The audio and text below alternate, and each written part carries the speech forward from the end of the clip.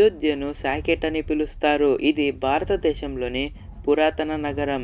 ఇది రాముని పుట్టుకతో మరియు అతని తండ్రి దశరథుని పాలనతో గొప్ప ఇతిహాసం రామాయణంతో ముడిపడి ఉంది. మూలం ప్రకారం పట్టణం సమాపనమైనది మరియు అధిక జనాభాతో బాగా బలవర్తకమైనది. కోసల్ దేశ్ రాజధాని నగరాన్ని ఇక్ష్వాకు, పృథు, మందాట, హరిశ్చంద్ర, సాగర్, భగీరథ్, రఘు, దిలీప్, దశరథ్ మరియు రాముడు వంటి ప్రముఖ రాజులు పరిపాలించారు. 6th అలాగే 5th సెంచురీలో బుద్ధుల కాలంలో శ్రవస్తి రాజ్యం యొక్క ప్రధాన నగరంగా మారింది. కొంతమంది పండితుల ప్రకారం అయోధ్య సాకేత పట్టణాన్ని పోలి ఉంటుంది. ఇది బుద్ధుడు ఒక కాలం నివాసించాడని చెప్పబడింది.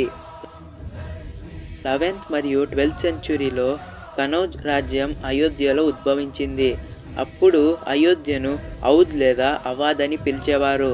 తర్వాత ఈ ప్రాంతం ఢిల్లీ సుల్తానేట్, జౌన్పూర్ రాజ్యం మరియు 16వ శతాబ్దంలో ముఘల్ సామ్రాజ్యంలో చేర్చబడింది.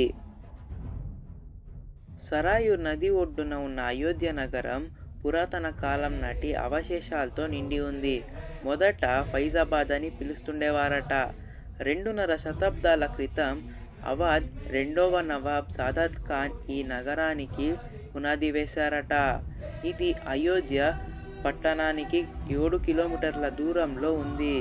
నవాబుల కాలం నుండి సాంప్రదాయాలు మరియు వారసత్వాన్ని సజీవనంగా ఉంచుకుంటూ ఈ ప్రదేశం మోతీ మహల్, గులాబ్ బారి మరియు బహుబేగం సమాధి వంటి అనేక ప్రత్యేక ఆకర్షణల కోసం సందర్శించేవారట.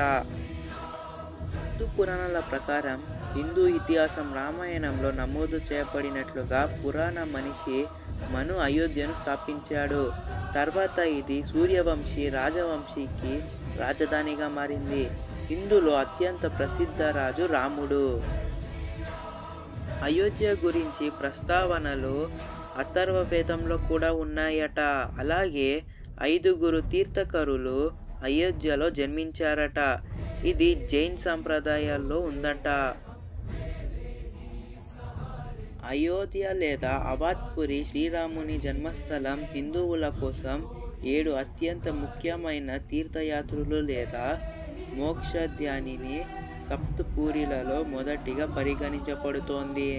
మీరు ఇక్కడ వరకు వీడియో చూశారు అంటే ఎంతో కొంత నచ్చుంటుంది అని అనుకుంటున్నాను. అయితే మీరు నా ఛానల్ను సబ్స్క్రైబ్ చేసుకొని దాని పక్కన ఉన్న గంట సింబల్ను ఆన్లో ఉంచుకోండి.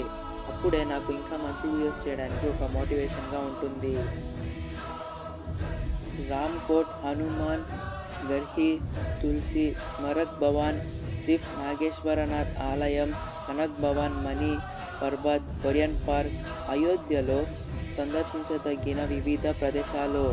అందువల్ల అయోధ్య ఒక పురాతన పట్టణం మరియు హిందువుల 7 పవిత్ర నగరాలలో ఒకటిగా పరిగణించబడుతోంది. అయోధ్యను ఔద్ లేదా అవాద్ అని కూడా పిలుస్తారు.